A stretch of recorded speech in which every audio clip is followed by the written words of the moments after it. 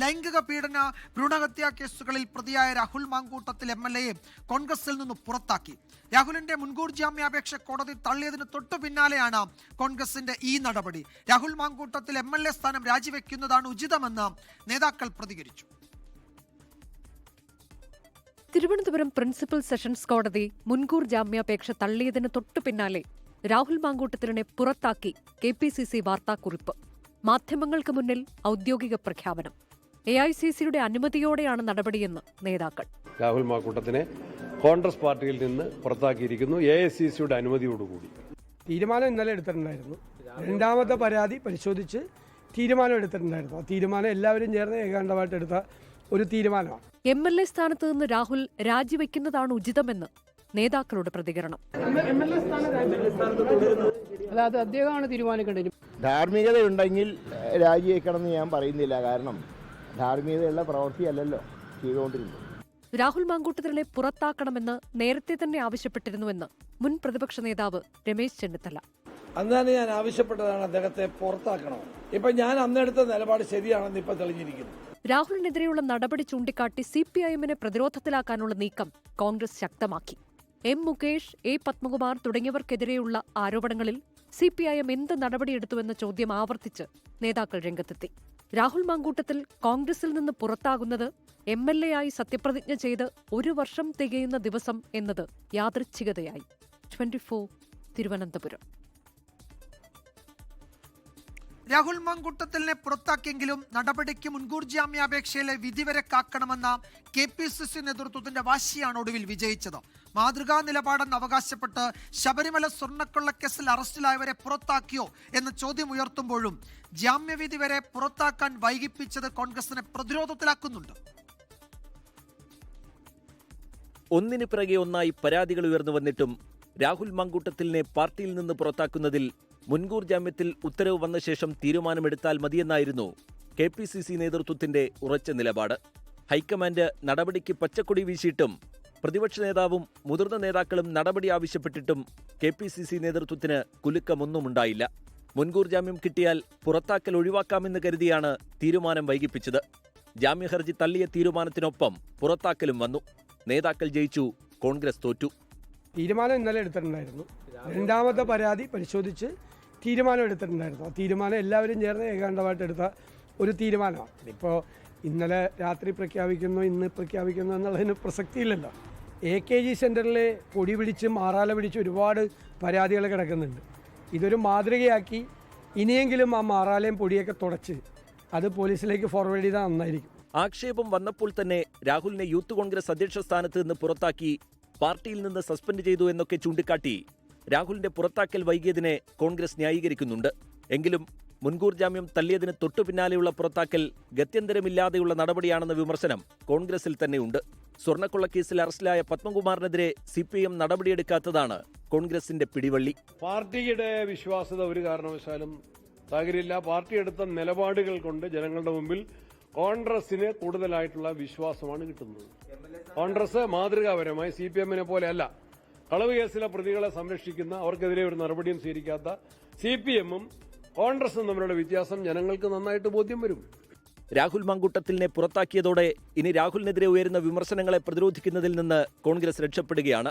രാഹുലിനെ സംരക്ഷിച്ചവരെ വെളിച്ചത്ത് കൊണ്ടുവരണമെന്നാവശ്യപ്പെട്ട് CPIMന്റെ ആക്രമണം ഷാഫി പറമ്പിലിന് നേരെ തിരിച്ചിട്ടുണ്ട്. 24 തിരുവനന്തപുരം. വിദ്യാർത്ഥി രാഷ്ട്രീയത്തിലൂടെ അതിവേഗം കോൺഗ്രസിന്റെ പ്രധാന മുഖമായി മാറിയ രാഹുൽ മാങ്കൂട്ടത്തിലിന്റെ പതനവും പെട്ടെന്നായിരുന്നു.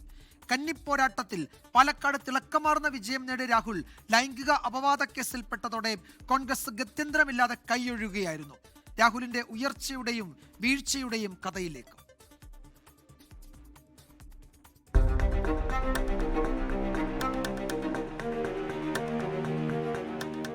ഉയർച്ച പോലെ തന്നെ അതിവേഗമായിരുന്നു രാഹുൽ മാങ്കൂട്ടത്തിലിന്റെ വീഴ്ചയും.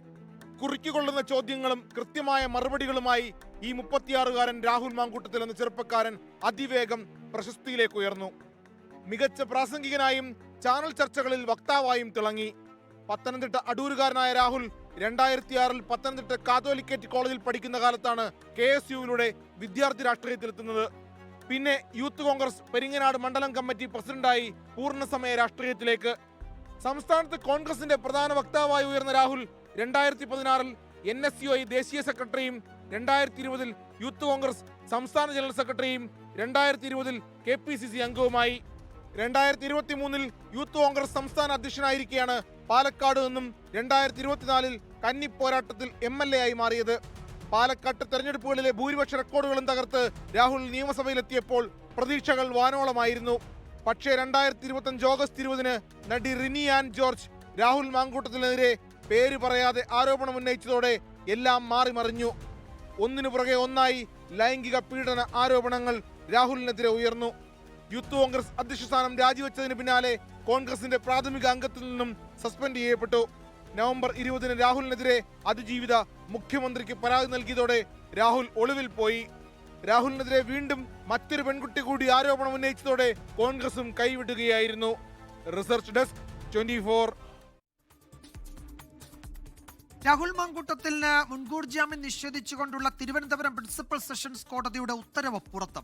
ഗർഭചിത്രം നടത്താൻ രാഹുൽ മാങ്കൂട്ടത്തിൽ നിർബന്ധിച്ചതിന് തെളിവുണ്ടെന്ന് കോടതി നിരീക്ഷിച്ചു.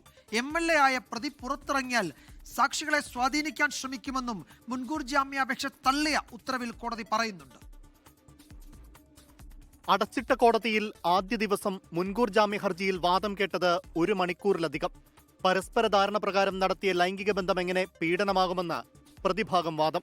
എന്നാൽ വിവാഹ വാഗ്ദാനം നൽകിയുള്ള പീഡനമായിരുന്നെന്ന് തെളിവുകൾ നിരത്തി പ്രോസിക്യൂഷൻ തിരിച്ചടിച്ചു.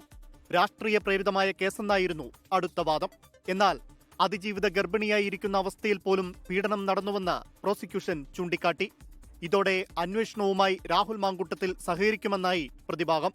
പക്ഷേ മുൻകൂർ ജാമ്യം അനുവദിക്കാൻ പാടില്ലെന്നും കൂടുതൽ തെളിവുകൾ ഹാജരാക്കാനുണ്ടെന്നും പ്രോസിക്യൂഷൻ കോടതിയെ അറിയിച്ചു.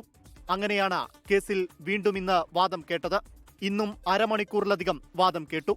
അറസ്റ്റ് തടയണമെന്ന് പ്രതിഭാഗം കോടതിയിൽ ആവശ്യപ്പെട്ടത് ഇന്നാണ്. പ്രതി MLA പദവി ഉപയോഗിച്ച് കേസിൽ സ്വാധീനം ചെലുത്താൻ സാധ്യതയുണ്ടെന്ന് കോടതി നിരീക്ഷിച്ചു. സാക്ഷികളെ സ്വാധീനിക്കാനും തെളിവ് നശിപ്പിക്കാനും സാധ്യതയെന്നും കോടതി പറഞ്ഞു. എന്നാൽ രാഹുലിനെതിരെ പുതിയതായി എടുത്ത ലൈംഗിക പീഡന പരാതിയിലെ FIR പ്രോസിക്യൂഷൻ കോടതിയിൽ ഉയർത്തിയെങ്കിലും ഈ കേസ് കോടതി പരിഗണിച്ചില്ല. പ്രതി സ്ഥിരം കുറ്റവാളിയെന്ന് 2ാം FIR പരിഗണിച്ചു മാത്രം പറയാൻ കഴിയില്ലെന്ന് കോടതി വിലയിരുത്തി. അശാസ്ത്രീയ ഗർഭചിത്രം തെളിയിക്കുന്ന കൂടുതൽ തെളിവുകൾ പ്രോസിക്യൂഷൻ പിടിവള്ളിയാക്കി. ആദ്യം അറസ്റ്റ് തടയുന്നതിൽ വിധി പറയുമെന്ന് പറഞ്ഞ തിരുവനന്തപുരം പ്രിൻസിപ്പൽ സെഷൻസ് കോടതി പുതിയ തെളിവുകൾ കൂടി പരിശോധിച്ച് രാഹുൽ മാങ്കൂട്ടത്തിലിന്റെ മുൻകൂർ ജാമ്യ ഹർജി തള്ളുകയായിരുന്നു. ഉത്തരവിറങ്ങാൻ വൈകിയതിനാൽ ഇന്നു തന്നെ ഹൈക്കോടതിയെ സമീപിക്കാനുള്ള നീക്കത്തിനും തിരിച്ചടിയായി. 24 തിരുവനന്തപുരം.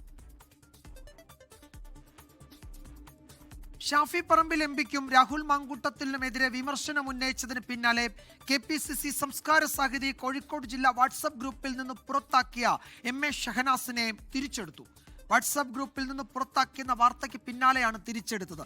ഷാഫി പറമ്പിലിനെതിരെ ഉന്നയിച്ച ആരോപണത്തിൽ ഉറച്ചു നിൽക്കുന്നതായും നിഷേധിച്ചാൽ തെളിവുകൾ പുറത്തുവിടുമെന്നും ഷഹനാസ് പറഞ്ഞു. Rahul മാങ്കൂട്ടത്തിനെതിരെയും Shafi Parambil MPക്കെതിരെയും KPCC Samskara Sahithi general secretary MA Shahnaz ഫേസ്ബുക്കിൽ പോസ്റ്റിട്ടതിന് പിന്നാലെയാണ് സംസ്കാര സാഹിതി കോഴിക്കോട് ഒഫീഷ്യൽ ഗ്രൂപ്പിൽ നിന്ന് യാതൊരു മുന്നറിയിപ്പുമില്ലാതെ ഷഹനാസിനെ പുറത്താക്കിയത്. മാധ്യമങ്ങളിൽ വാർത്ത വന്നതിന് പിന്നാലെ ഗ്രൂപ്പിൽ ഉൾപ്പെടുത്തുകയായിരുന്നു. ഷാഫി പറമ്പിലിനെതിരെ ഉന്നയിച്ച ആരോപണം ഫേസ്ബുക്കിൽ നിന്ന് ഒഴിവാക്കണമെന്നാവശ്യപ്പെട്ട് കോഴിക്കോട്ടെ ചില മുതിർന്ന കോൺഗ്രസ് നേതാക്കൾ തന്നെ ബന്ധപ്പെട്ടതായി ഷഹനാസ് 24നോട് പറഞ്ഞു. ഷാഫി പറമ്പിൽ MPക്കെതിരെ ഉന്നയിച്ച ആരോപണത്തിൽ ഉറച്ചു നിൽക്കുന്നുവെന്നും ആരോപണം നിഷേധിച്ചാൽ തെളിവ് സഹിതം പുറത്തുവിടുമെന്നും ഷഹനാസ് പറഞ്ഞു. പേര് ഞാൻ പറയില്ല. കോഴിക്കോട് ജില്ലയിലുള്ള നേതാക്കന്മാർ എന്നെ വിളിച്ചിരുന്നു. സ്ത്രീകളെ അങ്ങേയറ്റം ഉപദ്രവിക്കുന്ന ഒരു വ്യക്തിക്ക് വേണ്ടി സപ്പോർട്ട് ചെയ്യുന്ന ഒരാളായതുകൊണ്ട്, കാരണം ഇതൊന്നും അദ്ദേഹത്തിന് അറിയാതെയില്ല എന്നുള്ള തോന്നൽ കൊണ്ട് തന്നെയാണ് ഞാൻ പോസ്റ്റ് ഇട്ടിട്ടുണ്ടായിരുന്നത്. തനിക്ക് രേഖാമൂലം പരാതികളൊന്നും ലഭിച്ചിട്ടില്ലെന്നായിരുന്നു ഷാഫിയുടെ പ്രതികരണം. ഇങ്ങനെ ഒരു ക്രിമിനൽ ഒഫൻസീവ് സ്വഭാവമുള്ള പരാതികളായ രേഖാമൂലം KPCക്കോ ഞങ്ങൾക്കോ അത്തരത്തിലൊരു പർട്ടിക്കുലർ സ്പെസിഫിക് ആയിട്ടുള്ള പരാതികൾ ആയിട്ട് കംപ്ലൈന്റ് ആയിട്ട് അത്തരം കാര്യങ്ങൾ ഉയർത്തപ്പെട്ടിരുന്നില്ല. സാംസ്കാരിക സാഹിതിയുടെ കാര്യങ്ങളിൽ DCC ഇടപെടാറില്ലെന്ന് DCC president Praveen Kumar പറഞ്ഞു. സാംസ്കാരിക സാഹിതി എന്നുള്ളത് ഞങ്ങളുടെ പോഷക സംഘ സെല്ല് മാത്രമാണ്. അതിന്റെ ഒരു കാര്യത്തിലും DCC ഒന്നും ഇടപെടാറില്ല. പിന്നെ അതിന്റെ പരിപാടികൾക്ക് പോകും എന്നല്ലാതെ ഒന്നും ഇടപെടാറില്ല. സംസ്കാര സാഹിതിയുടെ വാട്സപ്പ് ഗ്രൂപ്പിൽ നിന്ന് ജില്ലാ ചെയർമാൻ കാവിൽ P മാധവനാണ് ഷഹനാസിനെ പുറത്താക്കിയത്. 24 കോഴിക്കോട്. വീണ്ടും സ്വാഗതം. സംസ്ഥാനത്ത് വീണ്ടും വിസ തട്ടിപ്പ്. വിദേശത്ത് തൊഴിൽ വാഗ്ദാനം ചെയ്ത് ലക്ഷങ്ങളുടെ തട്ടിപ്പാണ് നടത്തിയത്. തിരുവനന്തപുരം സ്വദേശികളായ ദമ്പതിമാരുടെ നേതൃത്വത്തിലാണ് തട്ടിപ്പ് നടന്നിരിക്കുന്നത്. ബിനോയ് പോൾ, ടീന ബിനോയ്, ശരത് രഘു എന്നിവർക്കെതിരെയാണ് പല സ്റ്റേഷനുകളിലായി കേസ് രജിസ്റ്റർ ചെയ്തിരിക്കുന്നത്. അഭിഭാഷകരും നഴ്സുമാരും വീട്ടമ്മമാരും അടക്കം നിരവധി പേരാണ് തട്ടിപ്പിനിരയാവുന്നത്. ചില പ്രതികരണങ്ങളിലേക്ക്. എനിക്ക് UK സോളിസിറ്റർ ഫേമിൽ രാംചരൺ എന്ന് പറയുന്ന ഒരു സാറിൻ്റെ അണ്ടറിൽ സോളിസിറ്റർ ഫേമിൽ അലക്സാണ്ടർ JLQ ഫേം അവരുടെ സ്പോൺസർഷിപ്പിൽ ജോലി വാഗ്ദാനം ചെയ്തിട്ട് എൻ്റെ കയ്യിൽ നിന്ന് 7 ലക്ഷം രൂപയോളം തട്ടിയെടുത്തിട്ടുണ്ട്. ഇത് ഫ്രോഡാണെന്ന് അറിഞ്ഞ് ആ പൈസ തിരിച്ചു ചോദിച്ചപ്പോഴേക്കും എങ്ങനെയൊക്കെ മെൻ്റലി ടോർച്ചർ ചെയ്യാമോ ആ രീതിക്കൊക്കെ മെൻ്റലി ഹറാസ്മെൻറ്റ് പല രീതിക്കും പല ഫേസ്ബുക്ക് ഗ്രൂപ്പുകളിലൂടെയും പല ആൾക്കാരെ കൊണ്ട് വാട്സപ്പിലൂടെയൊക്കെ ഡിഫമേഷൻ ചെയ്തും പല അതോറിറ്റീസിനൊക്കെ ഫേക്ക് മെയിൽ IDs ഉണ്ടാക്കി മെയിൽസ് അയച്ചും ഒക്കെ ടോർച്ചർ ചെയ്യുകയാണ്. ഞങ്ങൾ ഫ്രോഡാണെന്ന് അറിഞ്ഞ ശേഷം പിന്നെ നടത്തിയ അന്വേഷണത്തിലാണ് ഒരുപാട് പേര് ഇതിൽ വിക്ടിംസ് ആണെന്നൊക്കെ അറിയാൻ സാധിച്ചത്. ഇവിടം കേന്ദ്രീകരിച്ച് പ്രവർത്തിക്കുന്നവരാണ് ഇതിന്. ഇവരെല്ലാവരും UK ഒരു ബിനോയ് പോൾ, ടീന ബിനോയ്, ശരത് രഘു ഇവരെല്ലാവരും ഇലീഗലി UK നിൽക്കുന്നതാണ്. ഞങ്ങളടുത്ത് ആദ്യം പറഞ്ഞിരുന്നത് ഇതിൽ ബിനോയ് പോളും ടീന ബിനോയ് അവർക്ക് രണ്ടുപേർക്കും അവിടെ സിറ്റിസൺഷിപ്പ് ഉണ്ടെന്നും അവർക്ക് അവിടെ ഫിനാൻഷ്യൽ അസിസ്റ്റൻസ് ഗവൺമെൻറ് കയ്യിൽ നിന്ന് കിട്ടുന്നുണ്ടെന്നൊക്കെ പറഞ്ഞ് അവരുടെ കുട്ടികളെയും അവരുടെ വീഡിയോ കോളും ഒക്കെ ചെയ്ത് അങ്ങനെയൊക്കെ കാണിച്ചിട്ടാണ് ബാക്കിയുള്ള കാര്യങ്ങൾ പ്രൊസീജിയേഴ്സൊക്കെ ചെയ്തത്. തിരുവനന്തപുരത്ത് നിന്ന് സുജിത് സുരേന്ദ്രൻ വിവരങ്ങൾ നൽകും. സുജിത്ത്, ഈ സംഘങ്ങൾ ആകെ രാജ്യത്തിന് പുറത്താണ്. ഇവരെ എങ്ങനെ പിടികൂടാൻ കഴിയും? നമ്മൾ കേട്ടറിഞ്ഞെടുത്തോളം അല്ലെങ്കിൽ മനസ്സിലാക്കിയെടുത്തോളം വലിയ തട്ടിപ്പാണ് സംസ്ഥാനത്ത് പലയിടങ്ങളിലും നടത്തിയിരിക്കുന്നത്. എങ്ങനെ ഇവരെ പിടികൂടാൻ കഴിയും? എന്താണ് പോലീസ് പറയുന്നത്? വിജയകുമാർ, നമ്മളോട് സംസാരിച്ച ഈ യുവതിക്ക് UK സോളിസിറ്റർ ഓഫീസിൽ ജോലി വാഗ്ദാനം ചെയ്ത് 7 ലക്ഷം രൂപയാണ് ഇത്തരത്തിൽ ബിനോയ് പോളും ടീന ബിനോയും ശരത് രഘുവും ചേർന്ന് തട്ടിച്ചെടുത്തിട്ടുള്ളത്. ഇത്തരത്തിൽ 30 ലക്ഷം രൂപ വരെ നഷ്ടമായവരുണ്ട്. ഇവരുടെ തട്ടിപ്പിനിരയാകുന്നത് കൂടുതലും വനിതകളാണ് എന്നുള്ളതാണ്. ഇവർക്ക് വ്യാജ അപ്പോയിൻമെൻറ്റ് ലെറ്ററും അതുപോലെ തന്നെ വിസയും ഒക്കെ അയച്ചു നൽകിയാണ് തട്ടിപ്പ് നടത്തുന്നത്. ജോലിയിൽ പ്രവേശിച്ച ശേഷം പണം നൽകിയാൽ മതി എന്നൊക്കെ വിസ പ്രോസസ്സിങ്ങിനും എന്നൊക്കെ പറഞ്ഞുകൊണ്ട് കൂടുതൽ പണം ആവശ്യപ്പെടുകയാണ് ചെയ്യുന്നത്. ഇതുമായി ബന്ധപ്പെട്ട ചില സംശയങ്ങളൊക്കെ ഇവർ ചോദിക്കുകയാണെങ്കിൽ ഇവരെ ബുദ്ധിമുട്ടിക്കുന്ന രീതിയുമാണ് ഉള്ളത്. പണം കേരളത്തിൽ തന്നെയുള്ള പല ആളുകളുടെയൊക്കെ അക്കൗണ്ടിലേക്കാണ് ഇവർ നൽകാൻ ആവശ്യപ്പെടുന്നത്. അങ്ങനെ ഈ വിദേശത്ത് പഠനം നടത്തുന്ന വിദ്യാർത്ഥികളുടെ അടക്കം അക്കൗണ്ടുകളിലേക്കാണ് ഇവർ ഈ പണം നൽകാൻ പറയുന്നത്. അതായത് വിദേശത്ത് പഠനം നടത്തുന്ന വിദ്യാർത്ഥികളെ അടക്കം ഇടനിലക്കാരായി ഉപയോഗപ്പെടുത്തിക്കൊണ്ടാണ് ഇത്തരത്തിൽ പണം തട്ടിക്കുന്നത് എന്നുള്ളതാണ് മറ്റൊരു കാര്യം. ഇതുമായി ബന്ധപ്പെട്ട ഈ സംശയങ്ങൾ ചോദിക്കുന്ന ആളുകളെ ഏതെങ്കിലും തരത്തിൽ ഇതിൽ പണം തിരികെ ആവശ്യപ്പെടുകയാണെങ്കിൽ അവരെ പിന്നീട് സൈബർ ഇടങ്ങളിലൊക്കെ വലിയ രീതിയിൽ ആക്രമിക്കുന്ന ഒരു രീതിയാണ്. അതായത് ഇവരുടെ ഫോട്ടോയൊക്കെ മോർഫ് ചെയ്തുകൊണ്ട് ഇവരെ സോഷ്യൽ മീഡിയകളിലും മറ്റും അധിക്ഷേപിക്കുകയും അപമാനിക്കുകയും ഒക്കെ ചെയ്യുന്ന ഒരു രീതിയാണ് ഈ സംഘത്തിനുള്ളത്. ഇതുമായി ബന്ധപ്പെട്ട് തിരുവനന്തപുരത്ത് മാത്രം 3 പരാതികൾ ഇപ്പോൾ ഈ 3 പേർക്കെതിരെ രജിസ്റ്റർ ചെയ്തിട്ടുണ്ട്. അതിൽ 2 പേർ വനിതാ അഭിഭാഷകരാണ് പരാതി നൽകിയിട്ടുള്ളത് എന്നുള്ളതാണ്. കൂടാതെ കൊച്ചിയിലടക്കം ഇവർക്കെതിരെ പരാതികൾ രജിസ്റ്റർ ചെയ്തിട്ടുമുണ്ട്. കൂടുതൽ പരാതികൾ വരും ദിവസങ്ങളിൽ എത്തുമെന്നാണ് മനസ്സിലാക്കാൻ സാധിക്കുന്നത്. പക്ഷേ ഈ അപമാന ഭയന്നാണ്, അതായത് സോഷ്യൽ മീഡിയയിലൂടെയൊക്കെ ഇവരെ അപമാനപ്പെടുത്തുമെന്നുള്ളത് കൊണ്ടാണ് പലരും പരാതി നൽകാൻ മടിക്കുന്നത് എന്നും നമ്മൾ മനസ്സിലാക്കാൻ സാധിക്കുന്നുണ്ട്. ഏതായാലും ഇവർ വിദേശത്തേക്ക് കടന്നിരിക്കുന്നു. അതായത് ഈ തട്ടിപ്പ് നടത്തുന്ന സംഘം വിദേശത്തേക്ക് കടന്നിരിക്കുന്നു. വിദേശത്ത് അവിടെ ഇരുന്നു കൊണ്ടാണ് അവർ ഇത്തരത്തിൽ തട്ടിപ്പ് നടത്തുന്നതെന്നാണ് മനസ്സിലാക്കാൻ സാധിക്കുന്നത്. കൂടുതൽ പരാതികൾ ഇവർക്കെതിരെ വരും ദിവസങ്ങളിൽ പുറത്ത് വരും എന്നുള്ളതാണ് മനസ്സിലാക്കാൻ ഇപ്പോൾ സാധിക്കുന്നത്. വിജയകുമാർ. പ്രതികൾ വിദേശത്തേക്ക് കടന്നു. അവിടെ ഇരുന്നാണ് അവർ ഇപ്പോൾ ഈ നീക്കങ്ങൾ നടത്തുന്നത്. കൂടുതൽ പരാതികൾ വരാനുണ്ട്. അപമാനം ഭയന്ന് പലരും പരാതി പറയാൻ കൂട്ടാക്കുന്നില്ല, അല്ലെങ്കിൽ പേടിക്കുന്നുണ്ട് എന്നൊക്കെയുള്ള വിവരങ്ങളുണ്ട്. എന്തായാലും ഏതെങ്കിലും തരത്തിൽ ഇവരെ നാട്ടിലെത്തിക്കാനുള്ള ഇടപെടൽ ഉണ്ടാകുമെന്ന് നമുക്ക് കരുതാം. സുജിത് സുരേന്ദ്രനാണ് വിശദാംശങ്ങൾ നൽകിയത്. 2 ദിവസത്തെ സന്ദർശനത്തിനായി റഷ്യൻ പ്രസിഡന്റ് വ്ളാദിമിർ പുടിൻ ഇന്ത്യയിലെത്തി. ഡൽഹി പാലം എയർപോർട്ടിൽ പ്രധാനമന്ത്രി നരേന്ദ്രമോദി നേരിട്ടെത്തി റഷ്യൻ പ്രസിഡന്റിനെ സ്വീകരിച്ചു.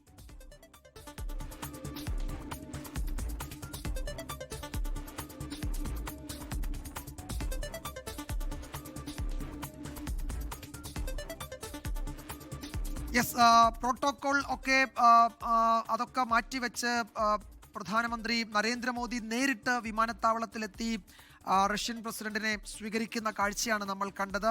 ക്രെംലിനിൽ നിന്ന് റഷ്യയിലെ മാധ്യമങ്ങളൊക്കെ അസാധാരണമായ നീക്കമാണ് ഇന്ത്യൻ പ്രധാനമന്ത്രി നടത്തിയത് എന്ന് അതിന് പിന്നാലെ അവിടെ റിപ്പോർട്ടുകളൊക്കെ വരികയും ചെയ്തു. ലോകം ഉറ്റുനോക്കുന്ന ഒരു കൂടിക്കാഴ്ചയാണ് റഷ്യൻ പ്രസിഡന്റിന്റെ ഇന്ത്യ സന്ദർശനം എന്ന് നിസ്സംശയം പറയാം. 2 ദിവസം ഇന്ത്യ റഷ്യ വാർഷിക ഉച്ചകോടിയുടെ ഭാഗമായാണ് വ്ളാദിമിർ പുടിന്റെ ഡൽഹി ഇന്ത്യ സന്ദർശനം. വിനീത VG വിവരങ്ങൾ നൽകും ഡൽഹിയിൽ നിന്ന്. വിനീത, നാളെയാണ് നയതന്ത്ര ചർച്ചകൾ നടക്കുന്നത്. ഇന്ന് അത്താഴ വിരുന്നുണ്ട്. പ്രധാനമന്ത്രി നൽകുന്ന അത്താഴ വിരുന്നിൽ പുടിൻ പങ്കെടുക്കുന്നുണ്ട്. ഇരുവരും പ്രധാനമന്ത്രി നരേന്ദ്രമോദിയുടെ ഔദ്യോഗിക വാഹനത്തിലാണ് വ്ളാദിമിർ പുടിനും വിമാനത്താവളത്തിൽ നിന്ന് പുറത്തേക്ക് പോയത്. വലിയ പ്രാധാന്യം നയതന്ത്ര തലത്തിലും ഒക്കെ ഈ കൂടിക്കാഴ്ചയ്ക്കുണ്ട്. എന്തൊക്കെയാണ് വിവരങ്ങൾ? വ്ളാദിമിർ പുടിൻ മോദി ഔദ്യോഗിക ചർച്ചകൾ നാളെ എപ്പോഴാണ്?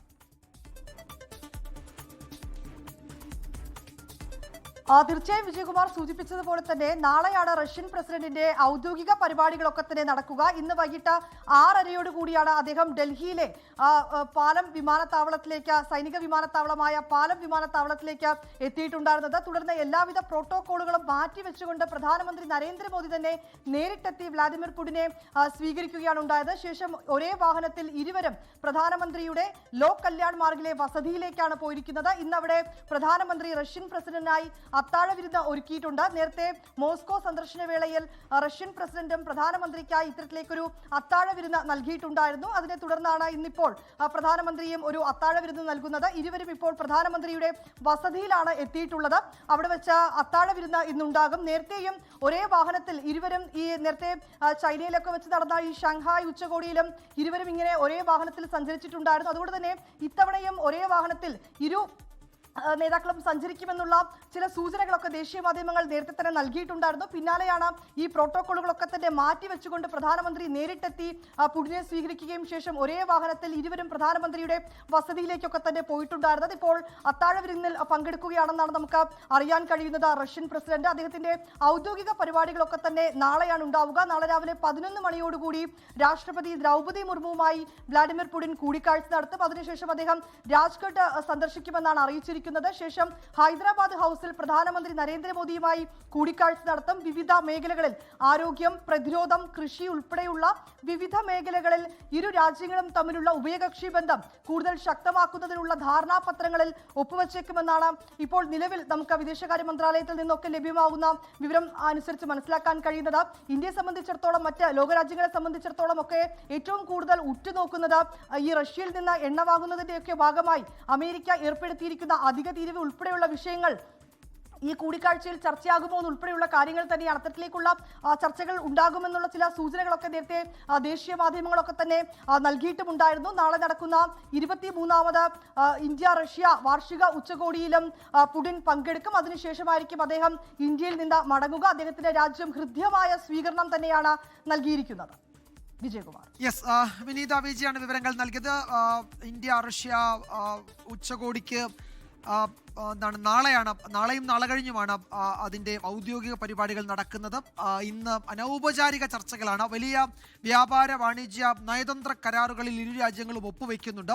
വ്ളാദിമിർ പുടിൻ്റെ കൂടെ ഒരു പ്രതിനിധി സംഘവും, അവിടുത്തെ ധനകാര്യമന്ത്രി എന്ന് പറയാവുന്ന, അല്ലെങ്കിൽ അവിടുത്തെ കേന്ദ്ര ബാങ്കിൻ്റെ ചെയർമാൻ എന്ന് പറയാവുന്ന തലത്തിൽ പ്രവർത്തിക്കുന്ന ഒരു വലിയ സംഘവും ഇന്ത്യയിലേക്ക് എത്തിയിട്ടുണ്ട്. രാഷ്ട്രീയ തലത്തിൽ മാത്രമല്ല, നയതന്ത്ര തലത്തിലും വാണിജ്യ രംഗത്തുമൊക്കെ വലിയ കരാറുകൾ ഇരു രാജ്യങ്ങളും തമ്മിൽ ഒപ്പുവെക്കുന്നുണ്ട്. അമേരിക്കയുടെ വലിയ ഭീഷണിയും ഈ വിഷയത്തിൽ നിലനിൽക്കുമ്പോഴും അതിനെ വകവയ്ക്കുന്നില്ല എന്ന സൂചന ഇന്ത്യ നൽകുന്നുണ്ട് എന്ന തരത്തിലൊക്കെയുള്ള വ്യാഖ്യാനം ഈ ചർച്ചകൾക്കും ഈ കൂടിക്കാഴ്ചകൾക്കും ഈ കരാർ ഒപ്പുവെക്കലിനുമൊക്കെ ഉണ്ട് എന്നാണ് നയതന്ത്ര മേഖലയിലെ വിദഗ്ധരൊക്കെ വിലയിരുത്തുകയും ചെയ്യുന്നത്. വിനീത VG ആണ് ഡൽഹിയിൽ നിന്ന് വിവരങ്ങൾ നൽകിയത്. PM ശ്രീ വിവാദത്തിൽ ജോൺ ബ്രിട്ടാസ് MPയെ പിന്തുണച്ച് CPIM-ഉം CPI-യും സംസ്ഥാന താൽപര്യം അനുസരിച്ചാണ് കേന്ദ്രമന്ത്രിയുമായി ബ്രിട്ടാസ് ചർച്ചകൾ നടത്തിയത് എന്നാണ് വിദ്യാഭ്യാസ മന്ത്രി V ശിവൻകുട്ടിയും CPI സംസ്ഥാന സെക്രട്ടറി ബിനോയ് വിശ്വവും പ്രതികരിച്ചത്. കേന്ദ്ര ഫണ്ട് ലഭിക്കുന്നതിനായി താൻ തുടർച്ചയായി ഇടപെട്ടിട്ടുണ്ടെന്ന് ജോൺ ബ്രിട്ടാസ് പറഞ്ഞു. BJP അജണ്ട നടപ്പാക്കാൻ കേന്ദ്ര സർക്കാരും സംസ്ഥാന സർക്കാരും തമ്മിൽ പാലമായെന്ന് കോൺഗ്രസ് ആരോപണം ശക്തമാക്കുമ്പോൾ സംസ്ഥാനത്തിന് ആവശ്യമായി വന്നാൽ ഇനിയും ഇടപെടുമെന്നാണ് ജോൺ ബ്രിട്ടാസിന്റെ പ്രതികരണം. അതാണ് എന്നിൽ നിക്ഷിപ്തമായിരിക്കുന്ന ഉത്തരവാദിത്വം, ആ ഉത്തരവാദിത്വം നിർവഹിക്കാൻ വേണ്ടി ഞാൻ എന്നും സന്നദ്ധരാണ്. ജോൺ ബ്രിട്ടാസിന് പൂർണ്ണ പിന്തുണയുമായി വി ശിവൻകുട്ടിയും രംഗത്ത് വന്നു. ഒരു രാജ്യസഭാ മെമ്പറായിട്ടുള്ള ജോൺ ബ്രിട്ടാസ് ഇടപെട്ടത് കേരളത്തെ സഹായിക്കുന്നതിന് വേണ്ടിയാണ് ഇടപെട്ടത്. ബ്രിട്ടാസ് CPIM നിലപാട് മറന്ന് BJPയുടെ ഇടനിലക്കാരനാകില്ല എന്ന് CPI സംസ്ഥാന സെക്രട്ടറി ബിനോയ് വിശ്വവും CPIM വിശദീകരിക്കട്ടെ എന്ന് CPI ജനറൽ സെക്രട്ടറി D രാജയും പ്രതികരിച്ചു. CPIMന്റെ കേന്ദ്ര കമ്മിറ്റിയിലെ ക്ഷണിക്കപ്പെടുന്ന അംഗമായ സഖാവ് ബ്രിട്ടാസ് BJP മന്ത്രിയുമായി പാലമാകാനോ ഇടനിലക്കാരനായോ പോകില്ല എന്നൊരു ഉറപ്പാണ്. Our stand remains same. We are committed in fighting against the NEP 2020. John ബ്രിട്ടാസിനെ മുന്ന എന്ന് വിളിക്കണോ മുസാഫിർ എന്ന് വിളിക്കണോ എന്നായിരുന്നു കേന്ദ്രമന്ത്രി സുരേഷ് ഗോപിയുടെ ചോദ്യം. മുന്ന എന്ന് വിളിക്കണോ മുസാഫിർ എന്ന് വിളിക്കണോ എന്ന് മാത്രം. മുസാഫിർ ആരാണെന്ന് നിങ്ങൾ അന്വേഷിക്കും. PM ശ്രീയിൽ CPIM ആകെ ആശയക്കുഴപ്പത്തിലാണെന്ന് BJP സംസ്ഥാന അധ്യക്ഷൻ രാജീവ് ചന്ദ്രശേഖർ പറഞ്ഞു. 24 തിരുവനന്തപുരം. കോൺഗ്രസിനെ വെട്ടിലാക്കി പാർലമെന്റ് സ്തംഭനത്തിൽ പ്രതിപക്ഷത്തെ വിമർശിച്ച് ഡോക്ടർ ശശി തരൂർ MP. നേരത്തെ UPA ഭരണത്തിൽ പ്രതിപക്ഷമായിരുന്ന BJP ചെയ്തത് ഇപ്പോഴത്തെ പ്രതിപക്ഷവും ആവർത്തിക്കുന്നു. സർക്കാരിനെ ചോദ്യങ്ങളിലൂടെ മുൾമുനയിൽ നിർത്തേണ്ട പ്രതിപക്ഷം അവസരങ്ങൾ നഷ്ടപ്പെടുത്തുന്നുവെന്നും ഇത് ഇന്ത്യൻ എക്സ്പ്രസിന് എഴുതിയ ലേഖനത്തിൽ തരൂർ വിമർശിച്ചു. പ്രധാനമന്ത്രിയുടെ പാർലമെന്റിലെ സാന്നിധ്യം കുറവാണെന്നും വിമർശനമുണ്ട്. തുടർച്ചയായുള്ള പാർലമെന്റ് സ്തംഭനത്തിലാണ് ഡോക്ടർ ശശി തരൂർ MPയുടെ വിമർശനം. UPA ഭരണകാലത്ത് BJP ചെയ്തത് ഇപ്പോൾ ഇന്ത്യ സഖ്യം ആവർത്തിക്കുന്നു. ചർച്ചകളിലൂടെ സർക്കാരിനെ വെല്ലുവിളിക്കുന്നതിനു പകരം പ്രതിപക്ഷം ബഹളം വെച്ച് നടപടികൾ തടസ്സപ്പെടുത്തുന്നു. ചോദ്യോത്തരവേളയും ശൂന്യവേളയും പോലെ കേന്ദ്രമന്ത്രിമാരെ മുൾമുനയിൽ നിർത്താനുള്ള അവസരങ്ങൾ പാഴാക്കുന്നു. നഷ്ടം സംഭവിക്കുന്നത് പ്രതിപക്ഷത്തിനാണെന്നും ശശി തരൂർ. പാർലമെന്റ് സ്തംഭനത്തിൽ ഭരണ പ്രതിപക്ഷങ്ങൾക്ക് ഉത്തരവാദിത്തമുണ്ട്. പ്രഖ്യാപനങ്ങൾക്കുള്ള നോട്ടീസ് ബോർഡായും റബ്ബർ സ്റ്റാമ്പായും സർക്കാർ പാർലമെന്റിനെ കണക്കാക്കുന്നു. പ്രധാനമന്ത്രി പാർലമെന്റിനെ അവഗണിക്കുന്നു.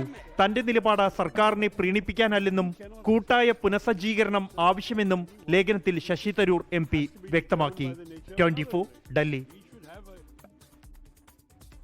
തരൂരിന്റെ തുടർ പ്രതികരണങ്ങൾ വരുന്നുണ്ട്. ഇതേ വിഷയത്തിൽ തന്നെ പാർലമെന്റിൽ MPമാരെ തെരഞ്ഞെടുക്കുന്നത് ബഹളം വയ്ക്കാനല്ല എന്ന് തരൂർ പറയുന്നു. പ്രതിപക്ഷത്തിന്റെ ഈ നിലപാടിനോട് തനിക്ക് യോജിപ്പില്ല. സോണിയാഗാന്ധിയുടെ അടക്കം വിഷയത്തിൽ എതിർപ്പ് അറിയിച്ചിട്ടുണ്ട്. പലപ്പോഴും പാർട്ടിയിൽ തന്റെ ശബ്ദം ഒറ്റപ്പെട്ടതായിരുന്നു എന്നാണ് തരൂർ പറയുന്നത്. തന്നെ ജനങ്ങൾ തെരഞ്ഞെടുത്ത് അയച്ചത് ബഹളം ഉണ്ടാക്കാനല്ല, അവർക്ക് വേണ്ടി സംസാരിക്കാനാണ്.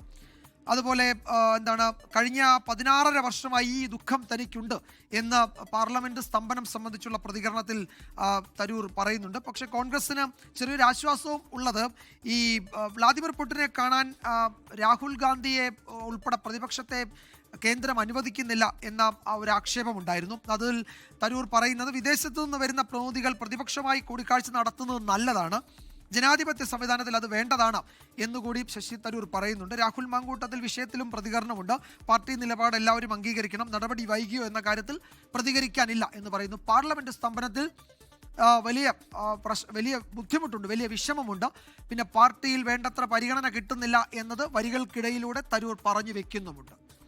തുടർച്ചയായ 3-ാം ദിവസവും ഇൻഡിഗോ വിമാന സർവീസുകൾ വൈകിയതോടെ യാത്രക്കാർ ദുരിതത്തിൽ. ഡൽഹിയിൽ നിന്നുള്ള 30ഓളം വിമാന സർവീസുകളാണ് ഇന്ന് റദ്ദാക്കിയത്. വിമാനങ്ങൾ റദ്ദാക്കിയതിലും വൈകിയതിലും director general of civil aviation അന്വേഷണം തുടങ്ങി.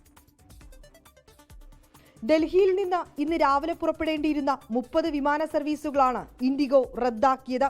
കൊൽക്കത്തയിൽ നിന്ന് പുറപ്പെടേണ്ടിയിരുന്ന 4 വിമാന സർവീസുകൾ റദ്ദാക്കി. കൊൽക്കത്തയിൽ നിന്നുള്ള 24 വിമാന സർവീസുകൾ വൈകിയതായും റിപ്പോർട്ടുകളുണ്ട്. അന്താരാഷ്ട്ര വിമാന സർവീസുകൾ ഉൾപ്പെടെ വൈകിയതോടെ യാത്രക്കാർ ദുരിതത്തിലായി. തുടർച്ചയായി വിമാന സർവീസുകൾ റദ്ദാക്കുകയും വൈകുകയും ചെയ്തതിനെ തുടർന്ന് ഇൻഡിഗോയോട് directorate general of civil aviation വിശദീകരണം തേടി. പ്രതിസന്ധി എത്രയും വേഗം പരിഹരിക്കണമെന്ന് DGCA നിർദ്ദേശിച്ചു.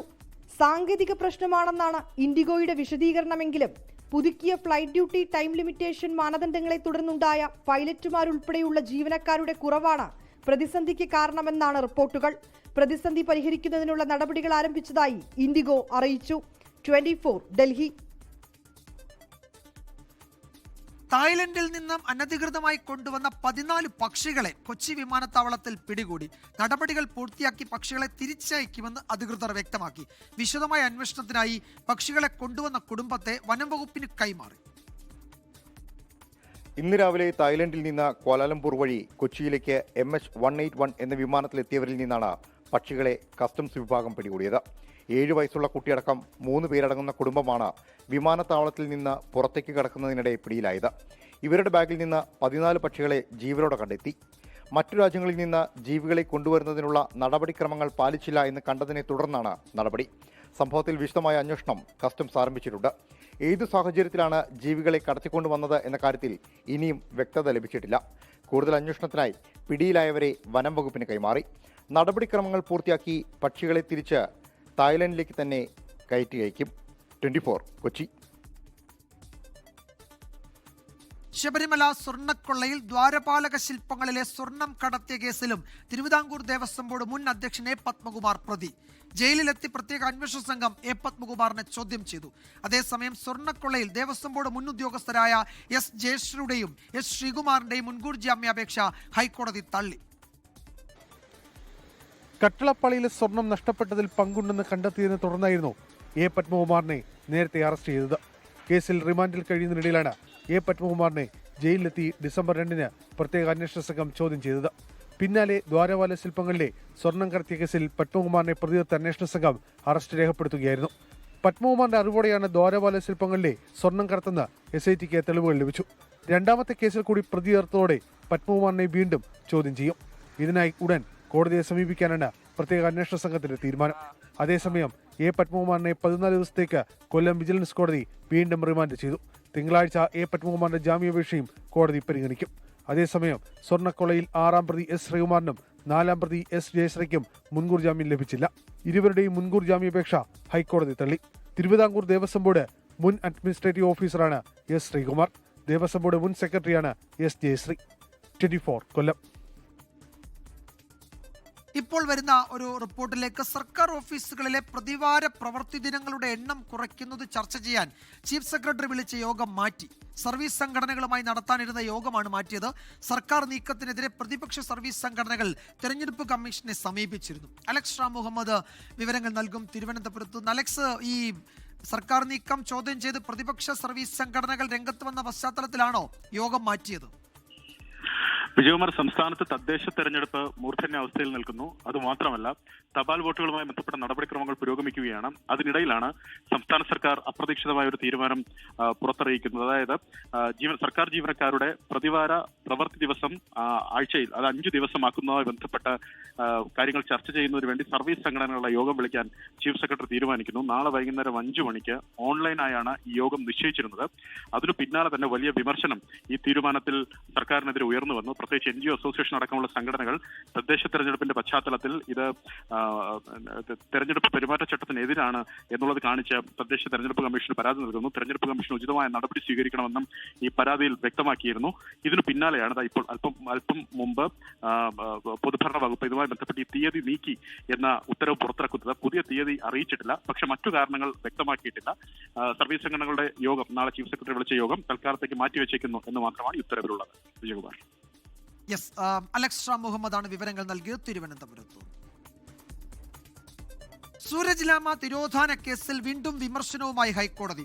സൂരജ് ലാമയെ പ്രവേശിപ്പിച്ച കളമശ്ശേരി മെഡിക്കൽ കോളേജിനോട് കോടതി വിശദീകരണം തേടി. വിഷയത്തിൽ കേന്ദ്ര സംസ്ഥാന സർക്കാരുകളോടും കോടതി മറുപടി തേടിയിട്ടുണ്ട്. കുവൈത്തിൽ നിന്ന് ജീവനോടെ കയറ്റിവിട്ട ഒരാൾ ഇവിടെ എത്തിയപ്പോൾ കാണാതായി എന്ന് എങ്ങനെയാണ് അയാളുടെ കുടുംബത്തോട് പറയുക? വലിയ ഞെട്ടലുണ്ടാകുന്ന കേസാണ്. ലാമയെ ആശുപത്രിയിൽ എത്തിച്ചതു മുതലുള്ള വിവരങ്ങൾ വേണമെന്നും കോടതി ആവശ്യപ്പെട്ടു. മറ്റൊരു രാജ്യത്തു നിന്ന് കയറ്റിവിടുന്ന ഒരാൾ ഇവിടെ ഇറങ്ങാനുള്ള പ്രോട്ടോകോൾ വിശദീകരിക്കാൻ കേന്ദ്ര സർക്കാരിനും നിർദ്ദേശം നൽകിയിട്ടുണ്ട്. മൃതദേഹം ലാമയുടേതാണെന്ന് ഇപ്പോഴും വിശ്വസിക്കുന്നില്ലെന്ന് ജസ്റ്റിസ് ദേവൻ രാമചന്ദ്രൻ പറഞ്ഞു. കഴിഞ്ഞ ദിവസം കളമശ്ശേരി HMTക്ക് സമീപമുള്ള കുറ്റിക്കാട്ടിൽ കണ്ടെത്തിയ മൃതദേഹം സൂരജ് ലാമയുടേതാണോ എന്നതിന്റെ പരിശോധനാ ഫലം ഇതുവരെ പുറത്തുവന്നിട്ടില്ല. മകൻ സാന്റോൺ ലാമ നൽകിയ ഹേബിയസ് കോർപ്പസ് ഹർജിയാണ് കോടതിയിലുള്ളത്. 24 കൊച്ചി. പഞ്ചായത്തിലോട്ടിന് ഇനി 5 നാൾ. പഞ്ചായത്തിലോട്ട് കോ-സ്പോൺസേഡ് ബൈ വോക്കർ ധരിക്കൂ, നടന്നുകൊണ്ടേയിരിക്കൂ.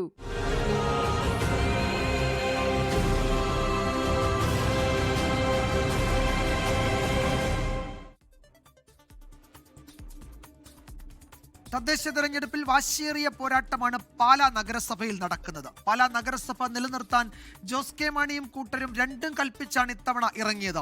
എന്നാൽ നഗരസഭ തിരിച്ചുപിടിക്കുമെന്നാണ് UDF അവകാശപ്പെടുന്നത്. വിമതരും സ്വതന്ത്രരും നിർണായകമാകുന്ന നഗരസഭ കൂടിയാണ് പാലാ. ജോസ് കെ മാണിയെ വിമർശിച്ചതിന് CPM പുറത്താക്കിയ ബിനു പുളിക്കക്കണ്ടവും മകളും സഹോദരനും സ്വതന്ത്രരായി പാലയിൽ മത്സരിക്കുന്നുണ്ട്. ഇത് LDFന് വലിയ തലവേദനയാണ്. UDFന് ഗുണം ചെയ്യുമെന്ന് അവരും വിലയിരുത്തുന്നു. കേരള കോൺഗ്രസ് എമ്മിന്റെ ഈറ്റില്ലം മാണിസാറിന്റെ സ്വന്തം പാല. കഴിഞ്ഞ തവണ കേരള കോൺഗ്രസ് എം മുന്നണി മാറിയപ്പോൾ 40 വർഷത്തിന് ശേഷം നഗരസഭ LDFനൊപ്പം നിന്നു. മുന്നണിക്കുള്ളിൽ ചില പടലപ്പിണക്കങ്ങൾ ഉണ്ടായെങ്കിലും 5 വർഷം പൂർത്തിയാക്കാൻ LDFന് സാധിച്ചു. എന്നാൽ ഭരണ തുടർച്ച ഉണ്ടാകില്ല എന്ന് തന്നെയാണ് UDF പറയുന്നത്. പാലാ MLA മാണി സി കാപ്പൻ തന്നെയാണ് പ്രചരണത്തിന് UDFന് ചുക്കാൻ പിടിക്കുന്നത്. ഇവിടെ 12 പഞ്ചായത്തുള്ളത്. അതിൽ 10 പഞ്ചായത്തും UDF ജയിക്കും, പാലാ മുനിസിപ്പാലിറ്റിയും UDF ജയിക്കും. അതുകൂടാതെ കടപുഴ പാലം എന്ന് പറഞ്ഞ 2020 തകർന്ന പാലം പകരം ചില്ലച്ചി അവിടെ നിന്ന് പറഞ്ഞൊരു പാലം അവിടെ അനുവദിച്ചിരുന്നു. അതിന് മുമ്പ് അനുവദിച്ചതാണ്. ആ പാലത്തിൻ്റെ പണം ഈ പാലത്തിന് മാറ്റിക്കൊടുക്കണമെന്ന് പറഞ്ഞാൽ തടസ്സം നിന്നവരോട് ആ നാട്ടുകാർ ചെയ്യുന്ന പ്രതികാരം എന്താണെന്ന് അവർ ധരിച്ച് ഈ പാലം തടഞ്ഞാൽ എനിക്കിട്ട് പണി കിട്ടുമെന്നാണ്. ഇപ്പോൾ കിട്ടുന്ന ആർക്കാന്ന് കണ്ടു, ഒരു സീറ്റ് പോലും അവർ ജയിക്കില്ല. എന്നാൽ അധികാരം നിലനിർത്താൻ സാധിക്കുമെന്നുള്ള ആത്മവിശ്വാസത്തിൽ തന്നെയാണ് ജോസ് കെ മാണിയും കൂട്ടരും. CPMുമായുള്ള പ്രശ്നങ്ങൾ പരിഹരിച്ചതും ഗുണം ചെയ്യുമെന്ന് വിലയിരുത്തൽ. നല്ല രീതിയിൽ 18 തൊട്ട് 20 വരെ ഏറ്റവും കുറഞ്ഞ രീതിയിൽ ഭൂരിപക്ഷം കിട്ടി. പാല നിലനിർത്തും. അത് മാണി സാറിൻ്റെ മരണശേഷം ജോസ് കെ മാണിക്ക് നിയമസഭയിലോട്ട് തിരിച്ചു വരാനുള്ള ഒരു ചവിട്ടുപടിയായിട്ടും കൂടെ ഈ ഇലക്ഷൻ മാറും. അതുപോലെ തന്നെ ഏറ്റവും വലിയൊരു കാര്യം എന്ന് വെച്ചാൽ നമ്മൾ സോഷ്യൽ മീഡിയയിൽ നോക്കിയാൽ അറിയാം. കാരണം 2 ചിഹ്നത്തിൽ എന്തുമാത്രം പ്രൗഢമായിട്ടുള്ള നല്ല കരുത്തരായ സ്ഥാനാർത്ഥി കോട്ടയം ജില്ലയിൽ ഉടനീളം 450ഓളം സ്ഥാനാർത്ഥികളുണ്ട്. BJPയും ഇത്തവണ സജീവമായി രംഗത്തുണ്ട്. ആം ആദ്മി പാർട്ടിയും ഒരു കൈ നോക്കാൻ ഇറങ്ങിയിട്ടുണ്ട്. വിമതരും സ്വതന്ത്രരുമെല്ലാം കളം നിറയുമ്പോൾ കേരള കോൺഗ്രസ് മാണി വിഭാഗത്തിന് പാലായിൽ കരുത്ത് തെളിയിക്കാനാകുമോ എന്നാണ് ഏവരും ഉറ്റുനോക്കുന്നത്. കോട്ടയത്ത് നിന്ന് അരുൺ നിണ്ടൂറിനൊപ്പം ടോബി ജോൺസൺ, 24. പ്രൈം ടൈമിലേക്ക് വീണ്ടും സ്വാഗതം. കേരള സർവകലാശാല പരീക്ഷാ നടത്തിപ്പിൽ ഗുരുതര വീഴ്ച. BSc ബോട്ടണിയിലെ 5ാം സെമസ്റ്റർ പരീക്ഷയിൽ മുൻവർഷത്തെ ചോദ്യപേപ്പർ തന്നെ നൽകി. പരീക്ഷാ കൺട്രോൾ അധികൃതരോട് വിശദീകരണം തേടിയിട്ടുണ്ട്. ഇന്നലെ പരീക്ഷ എഴുതാനെത്തിയ കേരള സർവകലാശാലയിലെ 5ാം സെമസ്റ്റർ BSc ബോട്ടണി വിദ്യാർത്ഥികൾക്ക് ലഭിച്ച ചോദ്യപേപ്പറാണ് ഇത്.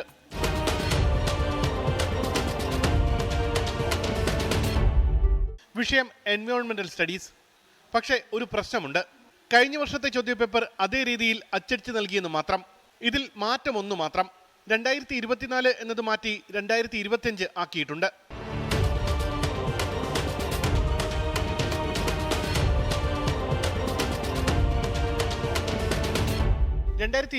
ഡിസംബറിലെ പരീക്ഷയിലെ ചോദ്യപേപ്പറിൽ 35 ചോദ്യങ്ങളും അതേപടി ഇത്തവണയും ആവർത്തിച്ചിട്ടുണ്ട്.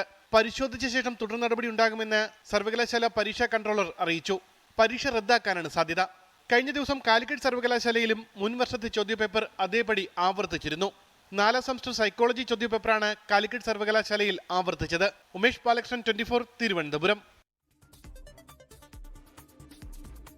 കണ്ണൂർ സർവകലാശാലയിലും കാര്യങ്ങൾ ഒട്ടും മെച്ചമല്ല. ഈ തരത്തിൽ നോക്കിയാൽ അവിടെ ചെറിയൊരു മാറ്റമാണ് സംഭവിച്ചത്. അവിടെ 1ാം സെമസ്റ്റർ എൻഹാൻസിംഗ് ഇംഗ്ലീഷ് പരീക്ഷയുടെ 65% ചോദ്യങ്ങൾ സിലബസിന് പുറത്തു നിന്നാണ് വന്നത്. 35 മാർക്കിൽ 22 മാർക്കിന്റെ ചോദ്യവും സിലബസിൽ ഇല്ലാത്തതായിരുന്നു. എൻറിച്ചിങ് ഇംഗ്ലീഷ് പേപ്പറിൽ നിന്നുള്ള ചോദ്യമാണ് എൻഹാൻസിംഗ് ഇംഗ്ലീഷ് പരീക്ഷയ്ക്ക് നൽകിയത്. പഠന ബോർഡിൻ്റേത് ഗുരുതരമായ വീഴ്ചയെന്ന് സെനറ്റ് അംഗം ഡോക്ടർ ഷിനോ പി ജോസ് പറഞ്ഞു. അത് എൻഹാൻസിങ് ഇംഗ്ലീഷ് എന്ന് പറയുന്ന ചോദ്യപേപ്പറിൽ 35 മാർക്കിൻ്റെ ചോദ്യങ്ങളിൽ 22 മാർക്കിൻ്റെ ചോദ്യവും എൻറിച്ചിങ് ഇംഗ്ലീഷ് എന്ന് പറയുന്ന മറ്റൊരു സിലബസ് ഇന്ന് വന്ന് വിദ്യാർത്ഥികൾ പ്രതിസന്ധിയിലായിരിക്കുന്നു. ലോക ചരിത്രത്തിലാദ്യമായിട്ടായിരിക്കും ഒരു സർവകലാശാല ചോദ്യപേപ്പറിൽ തന്നെ ചോദ്യവും ഉത്തരവും നൽകിയിരിക്കുന്നത്. ഇങ്ങനെ വിദ്യാർത്ഥികളെ പ്രതിസന്ധിയിലാക്കുക, ഉന്നത വിദ്യാഭ്യാസ മേഖലയെ പരിഹസിക്കുക, ഇത്തരത്തിലുള്ള നിലപാടുകൾ കണ്ണൂർ സർവകലാശാല ഉടനടി അവസാനിപ്പിക്കണം. ഉത്തരവാദികൾക്കെതിരെ നടപടി ഉടനെടുക്കണം എന്നാണ് KPCTക്ക് ആവശ്യപ്പെടുവാനുള്ളത്. മുഹമ്മദ് റഹീസ് കണ്ണൂരിൽ നിന്ന് വിവരങ്ങൾ നൽകും. റഹീസ്, കേരള സർവകലാശാലയിൽ പഴയ ചോദ്യപേപ്പർ അതേ നിലയിൽ ആവർത്തിക്കുകയാണ്. കണ്ണൂരിലേക്ക് വരുമ്പോൾ സിലബസിൽ ഇല്ലാത്ത ചോദ്യങ്ങൾ കൊണ്ട് ചോദ്യപേപ്പർ നിറയ്ക്കുകയാണ്. എന്താണ് സംഭവിക്കുന്നത്?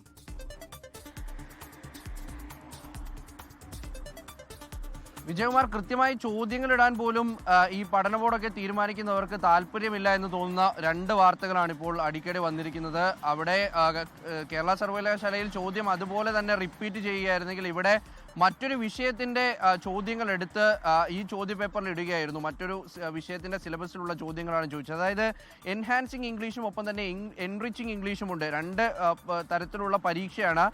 അത് രണ്ടും 2 പേപ്പറുകളാണ്. കണ്ണൂർ സർവകലാശാലയിൽ ഒന്നാം സെമസ്റ്റർ വിദ്യാർത്ഥികളുടെ പരീക്ഷ കഴിഞ്ഞ ദിവസമാണ് കഴിഞ്ഞത്. അപ്പോൾ അവിടെ ഈ 2 സെമസ്റ്ററുകളുടെ ചോദ്യവുമായി ബന്ധപ്പെട്ടാണ് പ്രശ്നങ്ങൾ ഉണ്ടായത്. അതായത് ഈ എൻറിച്ചിങ് ഇംഗ്ലീഷ് സിലബസിൽ നിന്നുള്ള ചോദ്യമാണ് എൻഹാൻസിങ് ഇംഗ്ലീഷ് പരീക്ഷയ്ക്ക് നൽകിയിട്ടുള്ളത്. അതും 35 മാർക്കിൽ 22 മാർക്കിന്റെ ചോദ്യങ്ങളും ഈ എൻഹാൻസിങ് ഇംഗ്ലീഷ് പേപ്പറിന്റെ ചോദ്യങ്ങളാണ് എൻറിച്ചിങ് ഇംഗ്ലീഷിന്റെ പരീക്ഷ എഴുതുന്ന വിദ്യാർത്ഥികൾക്ക് കൊടുത്തത്. അതിൽ തന്നെ ഈ 7 മാർക്കിന്റെ ചോദ്യങ്ങളിൽ 2 ചോദ്യവും അത് ഈ എൻഹാൻസിങ് ഇംഗ്ലീഷിന്റെ പരീക്ഷയ്ക്ക് നൽകിയത് എൻറിച്ചിങ് ഇംഗ്ലീഷിൽ നിന്നുള്ളതാണ്. അപ്പോൾ അങ്ങനെ എസ്എ ടൈപ്പ് ക്വസ്റ്റ്യൻസിൽ പോലും ഇത്തരത്തിൽ 2 ചോദ്യവും ഔട്ട് ഓഫ് സിലബസ് വന്നതിന്റെ ബുദ്ധിമുട്ടിലാണ് വിദ്യാർത്ഥികളുള്ളത്. 66% വരുന്ന ചോദ്യങ്ങൾ ഔട്ട് ഓഫ് സിലബസിൽ വരുന്നു. ഫസ്റ്റ് സെമസ്റ്റർ എക്സാം എഴുതുന്ന വിദ്യാർത്ഥികളാണ്. അവർ ക്ലാസ് റൂമിൽ നിന്ന് പാനിക് ആകുന്നു, അവർ ആകെ കുഴങ്ങുന്നു. അങ്ങനെ അധ്യാപകരൊക്കെ എത്തി എങ്ങനെയെങ്കിലും നിങ്ങൾ ഇത് അറ്റൻഡ് ചെയ്ത് വിട്ടാൽ മതി, പിന്നീട് മൂല്യനിർണ്ണയത്തിന്റെ സമയത്തൊക്കെ നിങ്ങൾക്ക് മാർക്ക് നൽകും എന്നൊരു മറുപടി ഈ വിദ്യാർത്ഥികൾക്ക് നൽകിയതിന് പിന്നാലെയാണ് പലരും അറ്റൻഡ് ചെയ്യാനെങ്കിലും തയ്യാറായത്. അത് മാത്രമല്ല, ഇന്ന് നടന്ന പരീക്ഷയിൽ പോലും, അതായത് ഇന്ന് 1ാം സെമസ്റ്ററിന്റെ ഇംഗ്ലീഷ് സപ്ലിമെന്ററി പരീക്ഷ ഉണ്ടായിരുന്നു. ആ പരീക്ഷയിൽ ഒരു ചോദ്യത്തോടൊപ്പം അതിന്റെ ഉത്തരം കൂടി എഴുതി നൽകുന്ന തരത്തിലേക്കായിരുന്നു ചോദ്യപേപ്പർ ഉണ്ടായിരുന്നത്. അതിന്റെ ദൃശ്യങ്ങളും നമ്മൾ കാണിക്കുന്നുണ്ട്. അപ്പോൾ അത്തരത്തിൽ ഗുരുതരമായ ക്രമക്കേടുകളാണ് നടക്കുന്നത്. ഇവിടെ ഈ സെനറ്റ് അംഗങ്ങളിൽ പലരും ഗുരുതരമായ ആക്ഷേപം ഉന്നയിക്കുന്നുണ്ട്. പഠന ബോർഡ് മികച്ച നിലവാരമില്ലാത്ത അധ്യാപകരെയാണ് ഇത്തരത്തിൽ ചോദ്യം ഉണ്ടാക്കാൻ വേണ്ടിയിട്ടൊക്കെയും നിയമിക്കുന്നത്. അതിന് മാനദണ്ഡം കൃത്യമായി പാലിക്കാറില്ല. പലതവണ ആവശ്യപ്പെട്ടിട്ടും ഇതൊന്നും തിരുത്താൻ തയ്യാറാകുന്നില്ല. വിദ്യാർത്ഥികളുടെ ഒരു ജീവിതം വെച്ചിട്ട് അവരുടെ അക്കാദമിക് ഒരു രീതിയൊക്കെയും മാറ്റുന്ന തരത്തിൽ, അവരെ തകർക്കുന്ന തരത്തിലൊക്കെയാണ് ഈ ചോദ്യപേപ്പറൊക്കെ വരുന്നതെന്ന് പറയുന്നു. അതിനുള്ള തെളിവുകൾ കൂടിയാണ് ഇതെന്ന് കൂടി മനസ്സിലാക്കണം. എന്തായാലും ഇനി മൂല്യനിർണ്ണയത്തിന്റെ സമയത്ത് ഇവർക്ക് ഏതെങ്കിലും തരത്തിലുള്ള ഇളവുകൾ നൽകുമോ എന്ന് വ്യക്തമല്ല. പക്ഷേ ആ ഇളവുകൾ നൽകാൻ നിലവിൽ നിയമമോ അല്ലെങ്കിൽ അത്തരത്തിൽ സാധ്യതയോ ഒന്നുമില്ല. സൂചിപ്പിച്ചതുപോലെ കുട്ടികളുടെ ഭാവി വെച്ച് കളിക്കരുത് എന്ന് മാത്രമേ നമുക്കും പറയാനുള്ളൂ. മറ്റ് റിപ്പോർട്ടുകളിലേക്ക്. സംസ്ഥാന സർക്കാരിന്റെ സിനിമാ തിയേറ്ററുകളിലെ CCTV ദൃശ്യങ്ങൾ അശ്ലീല സൈറ്റുകളിൽ. ചലച്ചിത്ര വികസന കോർപ്പറേഷന്റെ നിയന്ത്രണത്തിലുള്ള തിരുവനന്തപുരത്തെ കൈരളി, നില, ശ്രീ തിയേറ്ററുകളിലെ CCTV ദൃശ്യങ്ങളാണ് പ്രചരിക്കുന്നത്. സംഭവത്തിൽ സൈബർ സെല്ലും KSFDCയും അന്വേഷണം തുടങ്ങി. തിയേറ്ററുകളിൽ സിനിമ കാണാനെത്തിയ സ്ത്രീ പുരുഷന്മാരുടെ ദൃശ്യങ്ങളാണ് പോൺ സൈറ്റുകൾ, അശ്ലീല ടെലഗ്രാം, എക്സ് അക്കൗണ്ടുകളിൽ പ്രചരിക്കുന്നത്. ക്ലൗഡിൽ നിന്നും CCTVയുടെ യൂസർ ഐഡിയും പാസ്വേഡും ഉപയോഗിച്ച് ഹാക്ക് ചെയ്താണ് ദൃശ്യങ്ങൾ ദുരുപയോഗം ചെയ്തിരിക്കുന്നതെന്നാണ് നിഗമനം. സംഭവത്തിൽ പോലീസ് സൈബർ ഓപ്പറേഷൻ വിഭാഗം അന്വേഷണം ആരംഭിച്ചു. തിയേറ്ററുകളുടെ നവീകരണത്തിനു ശേഷം 2023 ദൃശ്യങ്ങൾ പ്രചരിച്ചതെന്നും ആഭ്യന്തര അന്വേഷണത്തിന് നിർദ്ദേശം നൽകിയതായും ചലച്ചിത്ര വികസന കോർപ്പറേഷൻ ചെയർമാൻ K. മധു 24നോട്. ഇത് 2023 നടന്ന ഒരു സംഭവമാണ് ഇപ്പോൾ വന്നിരിക്കുന്നത് പുറത്ത്. അത് 2023 നടന്ന സംഭവമുണ്ട്. അതിൽ കൂടുതൽ അന്വേഷണങ്ങളായിട്ട് ഞാൻ ഇന്റേണൽ എൻക്വയറിക്ക് ഓർഡർ ഇട്ട് കഴിഞ്ഞു, ചെയർമാൻ എന്ന നിലയിൽ. അതുകൂടാതെ പോലീസ് ഓഫീസേഴ്സുമായിട്ട് ബന്ധപ്പെട്ട് അതിൻ്റെ നടപടിക്രമങ്ങളെല്ലാം സ്വീകരിച്ചിട്ടുണ്ട്. ചലച്ചിത്ര വികസന കോർപ്പറേഷൻ മാനേജിംഗ് ഡയറക്ടറുടെ നേതൃത്വത്തിലാണ് KSFDC അന്വേഷണം. പ്രചരിക്കുന്ന CCTV ദൃശ്യങ്ങളിൽ തിയേറ്ററിന്റെ പേരും സ്ക്രീൻ നമ്പരും തീയതിയും സമയവുമെല്ലാം വ്യക്തമാണ്. വിവിധ ടെലിഗ്രാം ഗ്രൂപ്പുകൾ വഴിയാണ് പണം വാങ്ങി ഇത്തരം ദൃശ്യങ്ങൾ വിൽക്കുന്നത്. 24 തിരുവനന്തപുരം. പ്രൈം ടൈമിലേക്ക് വീണ്ടും സ്വാഗതം. നോക്കാം ന്യൂസ് എക്സ്പ്രസ്. ലൈംഗിക പീഡന കേസിൽ രാഹുൽ മാങ്കൂട്ടത്തിൽ പിടിയിലായോ എന്ന് സ്ഥിരീകരിക്കാതെ പോലീസ്. കാസർഗോഡ് ഹോസ്ദുർഗ് കോടതിയിൽ ഹാജരാക്കുമെന്ന അഭ്യൂഹത്തിന് പിന്നാലെ കോടതിക്ക് മുന്നിൽ പ്രതിഷേധവുമായി DYFI BJP പ്രവർത്തകർ. DYFI പ്രവർത്തകർ എത്തിയത് പൊതിച്ചോറുമായി. രാഹുലിനെ ഒളിവിൽ കഴിയാൻ സഹായിച്ച ഡ്രൈവർ ഉൾപ്പെടെ 2 പേർ കസ്റ്റഡിയിൽ. മൊഴി നൽകാൻ തയ്യാറെന്ന് അന്വേഷണ സംഘത്തെ അറിയിച്ച അതിജീവിത.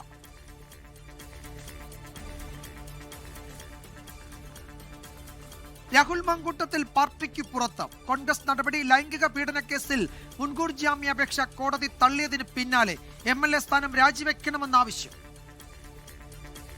AICCയുടെ അനുമതിയോടുകൂടി രാജിവെക്കുന്നതാണ് നല്ലത്. അത് പാർട്ടിയിൽ നിന്ന് പുറത്തായാൽ പിന്നെ അദ്ദേഹം വ്യക്തിപരമായിട്ടാണ് തീരുമാനിക്കുന്നത്. പാർട്ടി തീരുമാനത്തിൽ അഭിമാനമെന്ന് VD സതീശൻ. തീരുമാനം ഇന്നലെ എടുത്തിട്ടുണ്ടായിരുന്നു.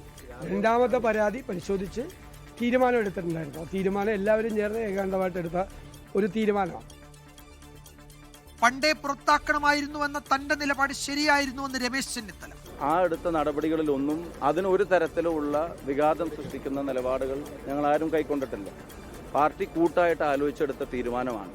വേറെ തരത്തിലുള്ള പ്രവർത്തനങ്ങൾക്ക് ഈ പറഞ്ഞതുപോലെയുള്ള സപ്പോർട്ടല്ല നമ്മൾ കൊടുത്തത്. പാർട്ടി നടപടിക്കൊപ്പമെന്ന് വിശദീകരിച്ച് ഷാഫി പറമ്പിൽ. സത്യമേവ ജയതേ എന്ന അതിജീവിതയുടെ വാട്സ്ആപ്പ് സ്റ്റാറ്റസ്. രാഹുലിനെതിരായ കോൺഗ്രസ് നടപടി MLA ആയി സത്യപ്രതിജ്ഞ ചെയ്തതിന്റെ 1ാം വാർഷിക ദിനത്തിൽ കേരള രാഷ്ട്രീയത്തിൽ അതിവേഗം വളർന്ന നേതാവിന്റെ പതനവും അതിവേഗം. പടക്കം പൊട്ടിച്ച ആഘോഷവുമായി CPIM. ധാർമ്മികതയില്ലാത്ത വ്യക്തിയോട് ധാർമ്മികതയെക്കുറിച്ച് പറഞ്ഞിട്ട് എന്ത് കാര്യമെന്ന് കെ മുരളീധരൻ. ശ്രമിച്ചാലും സത്യം പുറത്തു വരും എന്നുള്ളതിന്റെ ഒരു ചെറിയ തുടക്കമാണ് ഇത്. നീതിയുടെ വിജയമെന്ന നടി റിനി ആൻഡ് ജോർജ് രാഹുലിനെയും ഷാഫി പറമ്പിലിനെയും വിമർശിച്ചതോടെ KPCC സംസ്കാര സാഹിതി വാട്സാപ്പ് ഗ്രൂപ്പിൽ നിന്ന് പുറത്തായ MA ഷഹനാസിനെ തിരിച്ചെടുത്തു.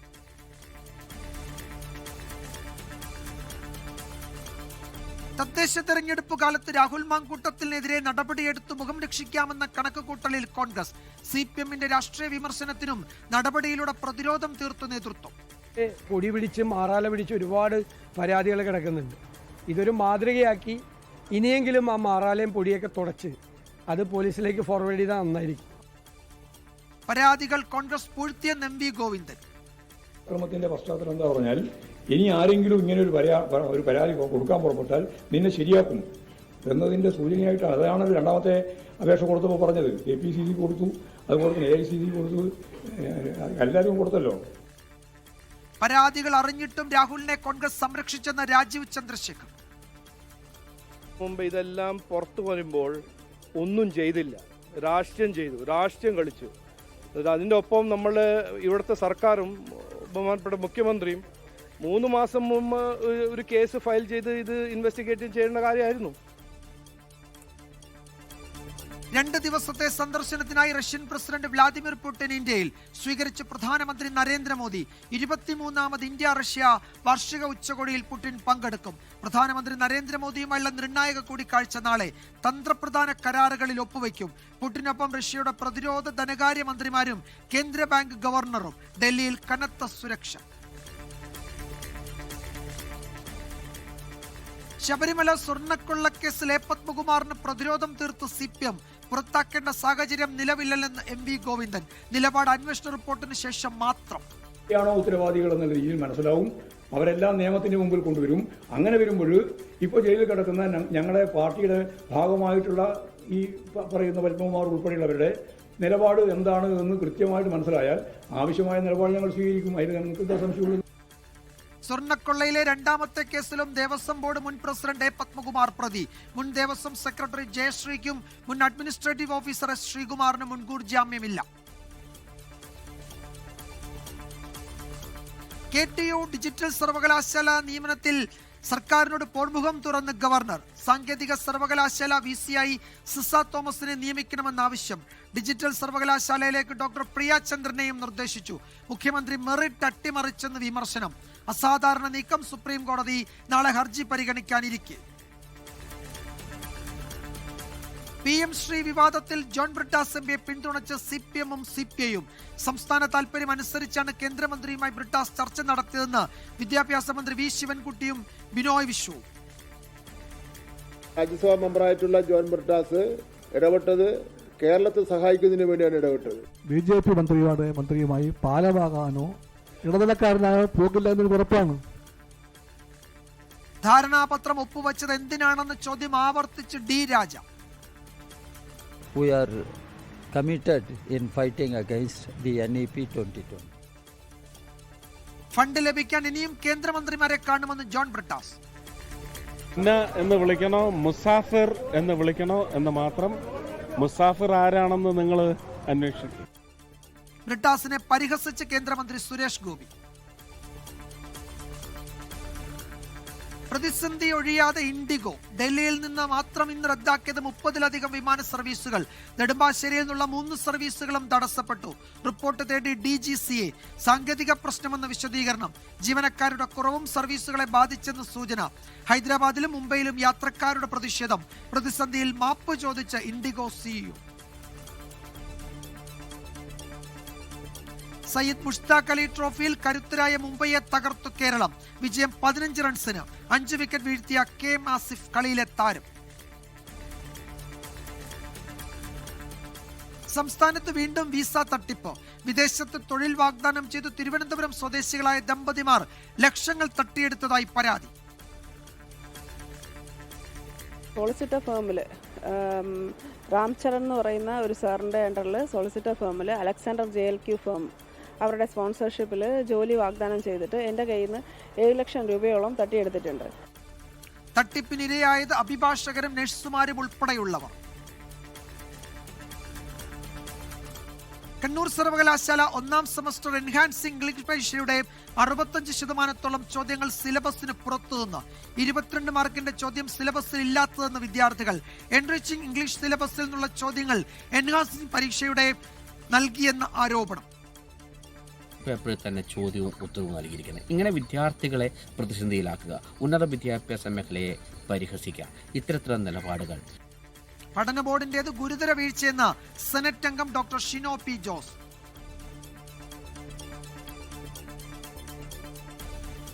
കേരള സർവകലാശാലയിൽ മുൻവർഷത്തെ ചോദ്യപേപ്പർ ആവർത്തിച്ച് BSc ബോട്ടണി 5ാം സെമസ്റ്റർ പരീക്ഷ റദ്ദാക്കി. ജനുവരി 13 വീണ്ടും പരീക്ഷ നടത്തും. വീഴ്ച വരുത്തിയ അധ്യാപികയെ ചോദ്യപേപ്പർ തയ്യാറാക്കുന്ന ചുമതലയിൽ നിന്ന് നീക്കി. പാർലമെന്റ് തടസ്സപ്പെടുത്തുന്ന പ്രതിപക്ഷത്തെ വിമർശിച്ച് ഡോക്ടർ ശശി തരൂർ MP. സർക്കാരിനെ ചർച്ചകളിലൂടെ വെല്ലുവിളിക്കുന്നതിന് പകരം ബഹളം വെച്ച് സഭ തടസ്സപ്പെടുത്തുന്നത് തെറ്റ്. UPA കാലത്ത് BJP ചെയ്തതുപോലെ ഇന്ത്യ സഖ്യം പ്രവർത്തിക്കാൻ പാടില്ല. ഡൽഹിയിലെ വായു മലിനീകരണം നിയന്ത്രിക്കുന്നതിൽ സംസ്ഥാന കേന്ദ്ര സർക്കാരുകൾ പരാജയപ്പെട്ടെന്നാരോപിച്ച് പാർലമെന്റ് കവാടത്തിൽ പ്രതിപക്ഷ പ്രതിഷേധം. സംസ്ഥാന ചലച്ചിത്ര വികസന കോർപ്പറേഷന്റെ തിയേറ്ററുകളിലെ CCTV ദൃശ്യങ്ങൾ അശ്ലീല സൈറ്റുകളിൽ പ്രചരിപ്പിച്ച സംഭവത്തിൽ ആഭ്യന്തര അന്വേഷണം. ചോർന്നത് 2023 ദൃശ്യങ്ങൾ. തിയേറ്റർ നവീകരണത്തിന് പിന്നാലെയാണ് ദൃശ്യങ്ങൾ ചോർന്നതെന്ന് ചലച്ചിത്ര വികസന കോർപ്പറേഷൻ ചെയർമാൻ K. മധു. എന്തായാലും വെളി വന്നു. ഇനിയിപ്പോൾ അതിന്റെ സോഴ്സ് എങ്ങനെയാണ് കണ്ടുപിടിക്കുക, അതിനുള്ള ശ്രമത്തിലാണ് ഇപ്പോൾ KSFDC. ആഭ്യന്തര അന്വേഷണത്തിന് നിർദ്ദേശം നൽകിയെന്ന് ചെയർമാൻ.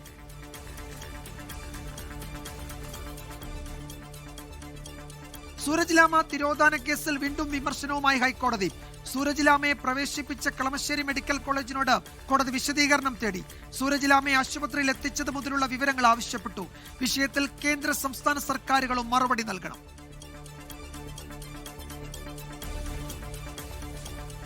ഭീമ കൊറേഗാവ് കേസിൽ ജയിലിൽ കഴിയുന്ന മലയാളി പ്രൊഫസർ ഹനി ബാബുവിനൊടുവിൽ ജാമ്യം. ബോംബെ ഹൈക്കോടതി ജാമ്യം അനുവദിച്ചത് വിചാരണ അനന്തമായി നീളുന്നത് ചൂണ്ടിക്കാട്ടി. 5 വർഷമായി ജയിലിൽ കഴിയുകയാണ് ഹനി ബാബു. തമിഴ്നാട്ടിലെ SIR നടപടികളിൽ ബുദ്ധിമുട്ട് അനുഭവിക്കുന്നവരെ ഒഴിവാക്കി സംസ്ഥാന സർക്കാർ ബദൽ മാർഗം ഒരുക്കണമെന്ന് സുപ്രീം കോടതി. ജോലി സമയം കുറയ്ക്കുന്നതിനായി കൂടുതൽ ജീവനക്കാരെ വിന്യസിക്കണം. തെരഞ്ഞെടുപ്പ് കമ്മീഷന് വേണ്ടി ജീവനക്കാരെ വിന്യസിക്കാൻ സംസ്ഥാന സർക്കാർ ബാധ്യസ്ഥരെന്നും കോടതി. ശബരിമല സ്വർണ്ണക്കൊള്ളക്കേസിലെ രേഖകൾക്കായി ED നൽകിയ അപേക്ഷയിൽ വലിയ പിഴവെന്ന് ദേവസ്വം ബെഞ്ച്. PMLA ആക്ട് നിലനിൽക്കുമെന്നതുമായി ബന്ധപ്പെട്ട് ED അപേക്ഷയിൽ വ്യക്തതയില്ല. അപൂർണമായ അപേക്ഷ അനുസരിച്ച് രേഖകൾ നൽകാനാവില്ല എന്ന് കോടതി.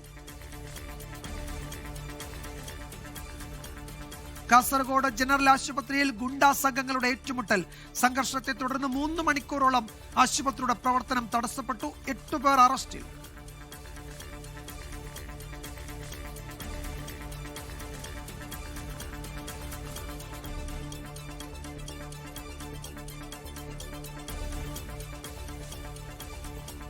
ഡിറ്റുവ ചുഴലിക്കാറ്റിന്റെ പ്രഭാവത്താൽ വടക്കൻ തമിഴ്നാടിന്റെ തീരദേശ മേഖലകളിൽ മഴ തുടരുന്നു.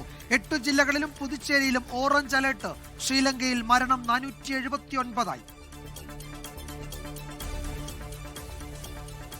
കോഴിക്കോട് പേരാമ്പ്ര ഡിഗ്നിറ്റി കോളേജിൽ ജൂനിയർ വിദ്യാർത്ഥിക്ക് സീനിയർ വിദ്യാർത്ഥികളുടെ ക്രൂരമർദ്ദനം. ബികോം വിദ്യാർത്ഥി മുഹമ്മദ് ഷാക്കിറിന്റെ കണ്ണിന് ഗുരുതര പരിക്ക്. 4 വിദ്യാർത്ഥികളെ സസ്പെൻഡ് ചെയ്ത് കോളേജ്. റോഡ് ഷോ ഒഴിവാക്കിയുള്ള പൊതുയോഗത്തിന് അനുമതി തേടി TVK അധ്യക്ഷൻ വിജയ്. പുതുച്ചേരിയിൽ ഈ മാസം 9 പൊതുയോഗം നടത്താനുള്ള അനുമതിക്കായി പോലീസിന് കത്ത് നൽകി. മുൻപ് സമർപ്പിച്ച അപേക്ഷ പോലീസ് തള്ളിയിരുന്നു. കൈക്കൂലി കേസിൽ തൃശൂർ വടക്കാഞ്ചേരി നഗരസഭയിൽ 2 പേർ പിടിയിൽ.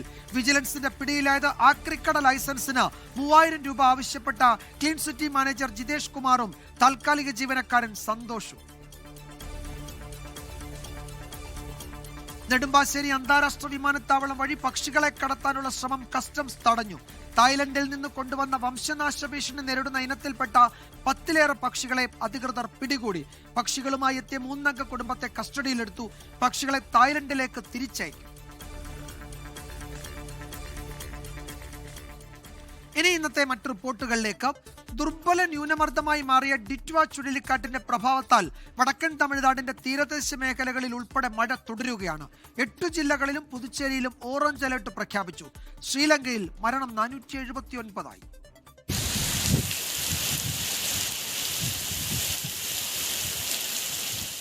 ദിവസങ്ങളായി തുടരുന്ന കനത്ത മഴയ്ക്ക് ഇന്ന് നേരിയ ശമനമുണ്ട്.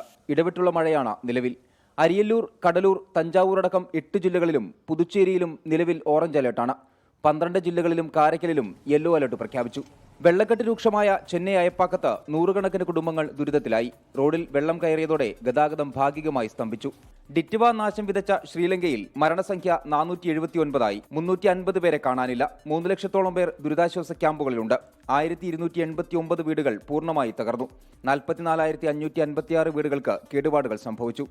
24 ചെന്നൈ. പ്രഭയിൽ ശബരിമല സന്നിധാനം. വൃശ്ചിക മാസത്തിലെ തൃക്കാർത്തിക നാളായ ഇന്ന് സന്നിധാനത്ത് കാർത്തിക ദീപം തെളിയിച്ചു. തന്ത്രി കണ്ഠരര് മഹേഷ് മോഹനര് തിടപ്പള്ളിയിൽ പ്രത്യേകം സജ്ജമാക്കിയ കളത്തിൽ കാർത്തിക ദീപം കൊളുത്തി. സന്നിധാനത്തെ എല്ലാ ദേവീദേവന്മാരുടെ പ്രതിഷ്ഠയ്ക്ക് മുന്നിലും ദീപങ്ങൾ തെളിയിച്ചു. തുടർന്ന് സന്നിധാനത്ത് കമ്പവിളക്ക് തെളിഞ്ഞു. വിവിധ വകുപ്പുകളുടെ ഓഫീസിന് മുന്നിലും കാർത്തിക ദീപങ്ങൾ തെളിഞ്ഞു. ഇന്ന് ഇതുവരെ 60,000-ന് മുകളിൽ ഭക്തരാണ് സന്നിധാനത്ത് എത്തിയത്. വാർത്തകൾ തുടരും ഇടവേളയ്ക്ക് ശേഷം. You are watching 24 from Flowers Group.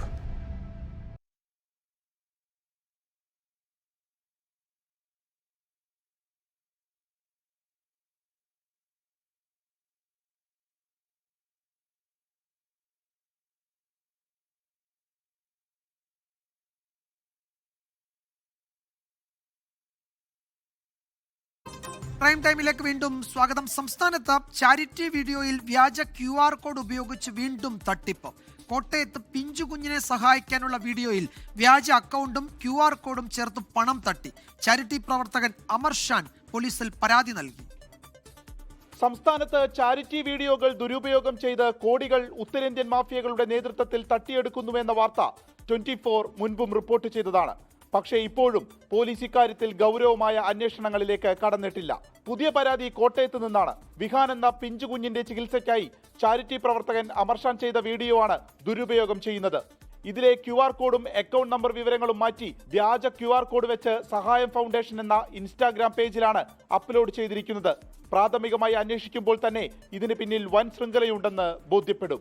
7 മാസം മാത്രം പ്രായമുള്ള മോന് വേണ്ടിയിട്ട് ലിവർ ട്രാൻസ്പ്ലാന്റിന് വളരെ എമർജൻസി ആയിട്ട് നമ്മളൊരു വീഡിയോ ചെയ്ത് ആ ഫണ്ട് നമ്മൾ 3 ദിവസം കൊണ്ട് പൂർത്തീകരിച്ച് ആ സമയത്താണ് ആ മോൻ്റെ മുഖം പോലും വെച്ചിട്ട് സഹായം ഫൗണ്ടേഷൻ എന്ന് പറയുന്ന ഇൻസ്റ്റഗ്രാം പേജിൽ ഇട്ട് പെയ്ഡ് പ്രൊമോഷൻ ചെയ്തിട്ടാണ് റീച്ച് ഉണ്ടാക്കിയിട്ട് ആളുകളിലേക്ക് എത്തിച്ച് വലിയ രീതിയിലുള്ള തട്ടിപ്പ് നടത്തിക്കൊണ്ടിരിക്കുന്നത്. പണം കൊടുത്ത് വിലയ്ക്ക് വാങ്ങുന്ന ജിമെയിൽ അക്കൗണ്ടുകളും ബാങ്ക് അക്കൗണ്ടുകളുമാണ് തട്ടിപ്പിനായി ഉപയോഗിക്കുന്നത്. ഈ തട്ടിപ്പിൽ മലയാളികൾക്ക് ബന്ധമുണ്ടോ എന്നും സംശയമുണ്ട്. ചികിത്സയ്ക്കായി അർഹമായ കൈകളിലെത്തേണ്ട പണമാണ് ഇങ്ങനെ കള്ളന്മാർ തട്ടിയെടുക്കുന്നത്. അതുകൊണ്ട് തന്നെ സുമനസ്സുകൾ സഹായിക്കുമ്പോൾ ഉദ്ദേശിച്ച ആൾ തന്നെയാണോ എന്ന് ഉറപ്പിക്കുക. 24 കൊച്ചി. തൃശൂർ ചേലക്കരയിൽ പാറ പൊട്ടിക്കുന്നതിനിടെ ക്വാറിയിൽ നിന്ന് കരിങ്കൽ സമീപത്തെ വീടുകളിലേക്ക് പതിച്ചു. ആഴ്ചകൾക്ക് മുൻപ് പ്രവർത്തനം തുടങ്ങിയ ഉഴുന്നുംപറമ്പിലെ ക്വാറിയിൽ നിന്നാണ് കരിങ്കൽ തെറിച്ചത്. ചട്ടങ്ങൾ പാലിക്കാതെയുള്ള പാറ ഖനനം എന്നാണ് നാട്ടുകാരുടെ ആക്ഷേപം.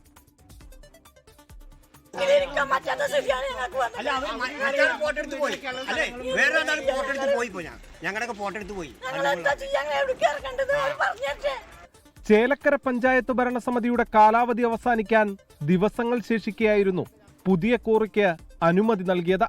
LDF ഭരിക്കുന്ന പഞ്ചായത്തിൽ ഭരണപ്രതിപക്ഷ വ്യത്യാസമില്ലാതെ എല്ലാവരും അനുമതിക്ക് അംഗീകാരം നൽകി. ഒരംഗം മാത്രമാണ് എതിർപ്പ് രേഖപ്പെടുത്തിയത്.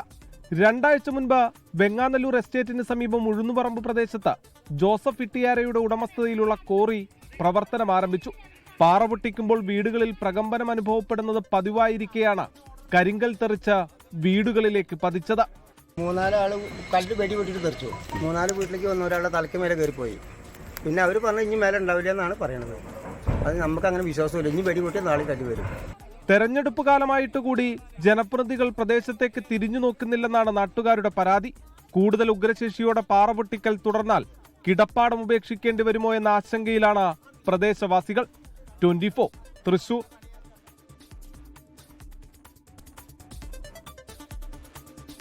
അടിമാലി കുമ്പൻപാറയിലുണ്ടായ മണ്ണിടിച്ചിലിൽ വീട് തകർന്നു ഗുരുതരമായി പരിക്കേറ്റ് കൊച്ചി രാജഗിരി ആശുപത്രിയിൽ ചികിത്സയിലായിരുന്ന സന്ധ്യ ബിജുവിന് സഹായവുമായി നടൻ മമ്മൂട്ടി.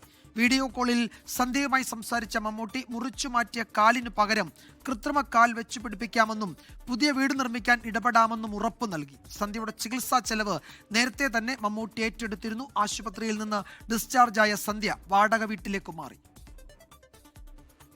കഴിഞ്ഞ ഒക്ടോബർ 25-ന് അടിമാലി കൂമ്പൻപാറയിലുണ്ടായ മണ്ണിടിച്ചിലിൽ വീട് തകർന്ന് ഗുരുതരമായി പരിക്കേറ്റ സന്ധ്യയുടെ ഇടതുകാൽ മുട്ടിന് മുകളിൽ വെച്ച് നീക്കം ചെയ്യേണ്ടി വന്നു. സന്ധ്യയുടെ സുഖവിവരം അറിയുന്നതിനാണ് മമ്മൂട്ടി ഫോണിൽ വിളിച്ചത്. രാജഗിരി ആശുപത്രി health care promotions vice president Jose പോളിന്റെ ഫോണിലേക്കായിരുന്നു വീഡിയോ കോൾ വന്നത്. സാറേ, എനിക്ക് വേറെ ഒരു സഹായത്തിന് ആരുമില്ല. ഒരു കാല് മുറിഞ്ഞു മാറ്റേണ്ടി വന്നു.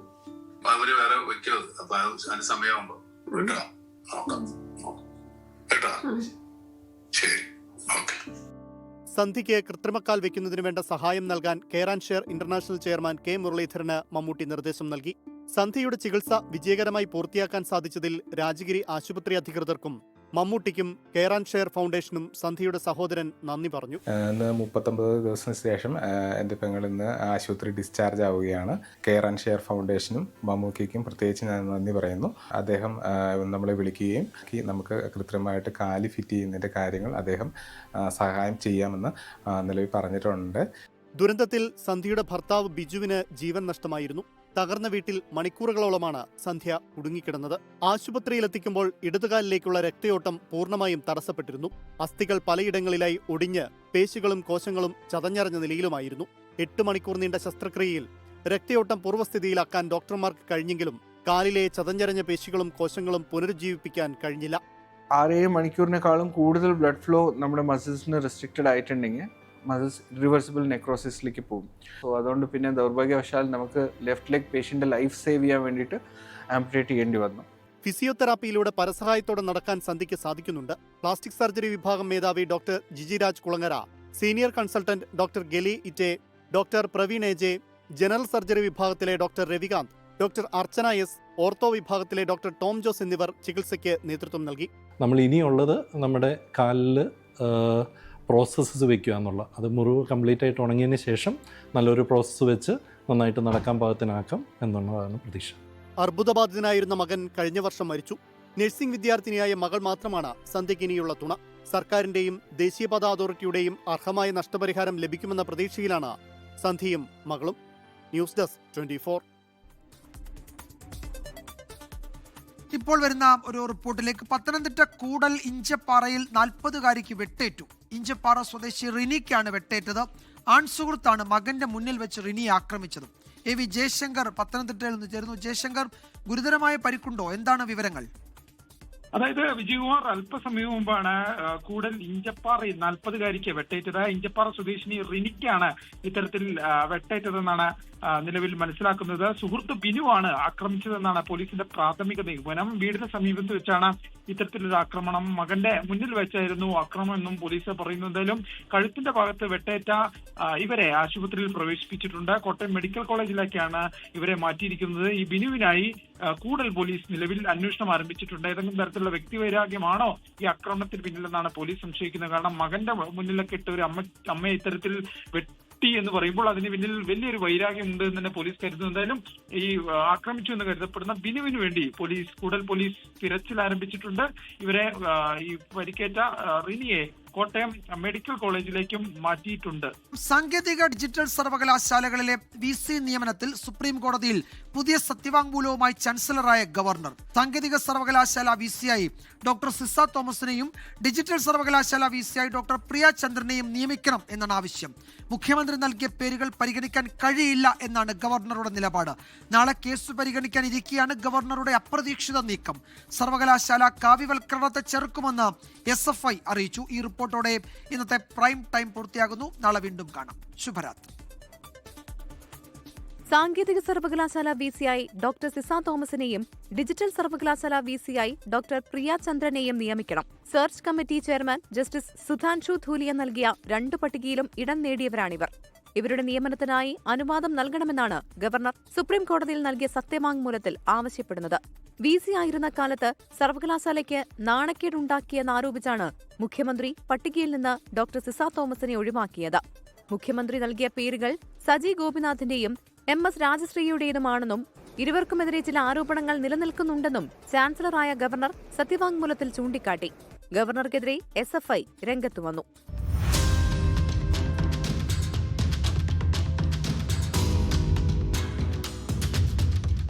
നേരത്തെ സർക്കാർ നൽകിയ പട്ടികയിൽ ഗവർണർ തീരുമാനമെടുക്കുന്നില്ല എന്ന് സംസ്ഥാന സർക്കാർ സുപ്രീം കോടതിയിൽ പരാമർശിച്ചിരുന്നു.